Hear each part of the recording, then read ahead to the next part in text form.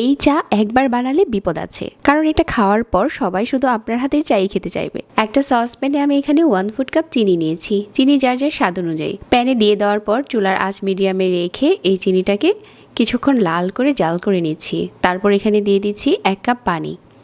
পানিটা ফুটে যাওয়ার পর এখানে দিয়ে দিচ্ছি লিগার। এখন শুধু মাঝারি আঁচে কিছুক্ষণ লিগারটাকে ফুটিয়ে নিচ্ছি। তরল দুধ দিয়ে দিচ্ছি এখানে 1 কাপ।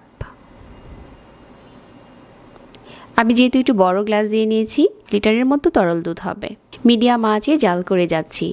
এই চাটা বানানো এত সহজ আর খেতে এত টেস্টি হয় যদি আপনি এইভাবে বানান। মাঝারি আঁচে জাল করতে করতে চায়ের কালারটা চেঞ্জ হয়ে গেছে। আর এখন আমাদের চাটা রেডি হয়ে গেছে। গরম গরম পরিবেশন করে নিচ্ছি।